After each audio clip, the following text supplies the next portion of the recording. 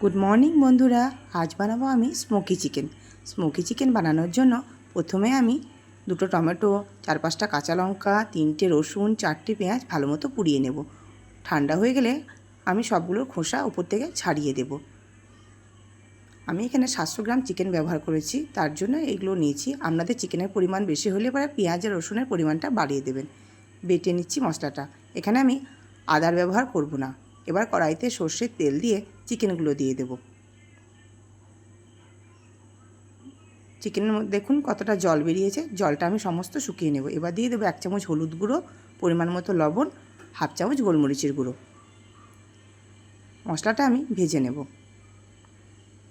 এবার দিয়ে দেবো 1 চামচ লঙ্কার গুঁড়ো, 1 চামচ ধনে গুঁড়ো আর 1 চামচ জিরে গুঁড়ো। এবারও আমি মশলাটা ভেজে নিচ্ছি। এবার দিয়ে দিচ্ছি 1/2 চামচ মতো চিনি। আমি চিনিটা দিয়েছি, আপনাদের পছন্দ না হলে দেবেন না। আগে থেকে বেটে রাখা মশলাটা দিয়েও আমি চিকেনটা কষিয়ে নেব।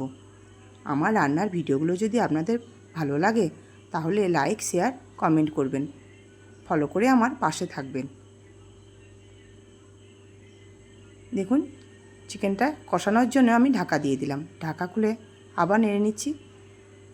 সুন্দরভাবে আমার চিকেনটা কষানো হয়ে গেছে।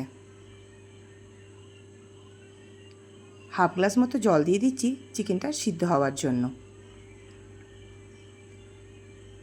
গ্যাসের ফ্লেমটা লো করে ঢাকা দিয়ে 10 মিনিট রেখে দেব। ঢাকা খোলার পরে ধনেপাতা কুচি দিয়ে ফুটিয়ে দিলেই তৈরি হয়ে যাবে আমার স্মোকি চিকেন। এটা যে কোনো রাইস বা পোলাওর সাথে খেতে খুব ভালো লাগবে। ভিডিওটা দেখার জন্য আমার ধন্যবাদ।